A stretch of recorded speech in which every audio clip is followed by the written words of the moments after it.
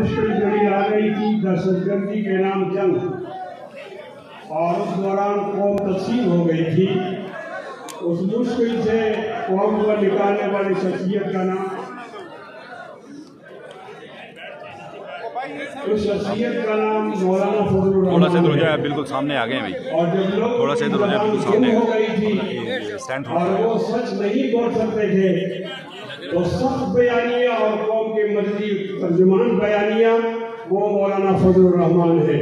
مولانا فضل الرحمان صاحب آپ کے سامنے جو قوم ہے، جو عوام ہے، نئے پارٹیوں کے لوگ ہیں، وہ تمام سرزمین ہزارہ شہدائے بالاکوٹ سے وابستگی رکھتے ہیں. جہاں آپ تشریف لائے وہ کون لوگ ہیں؟ سید احمد شہید کو چاہنے والے، وہ سید اسماعیل شہید کو چاہنے والے، یہ وہ لوگ ہیں جن کو شاملی کے میدان سے ایک تسلسل ہے. یہ آج آپ پیدا نہیں ہوئے، شیخ الہند کے ذریعے سے آپ نے اپنا لوہا منوایا ہے. آپ ہی نے پاکستان کو آزاد کیا ہے، آپ ہی نے انگریزوں کو بھگایا ہے، اور آج آپ انگریزوں کے بعد ان کی نسل کو پاکستان سے جنازہ نکالنے کے لیے حقیقی آزادی اگر آپ دلائیں گے تو وہ کون ہوں گے؟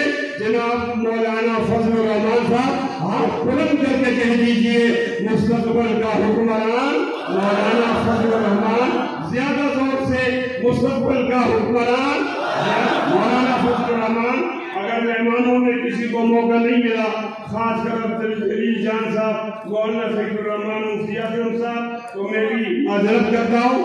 اب تشریف لا رہے ہیں آپ کے انتہائی پرجوش جذبوں کے درمیان حضرت مولانا فضل الرحمان صاحب، جو صبح جگاتی ہو، جو شام سلاتی ہو.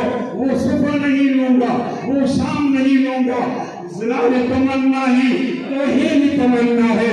آپ خود ہی سمجھ جائیں، میں نام نہیں لوں گا. تشریف لا رہے ہیں حضرت مولانا فضل الرحمان.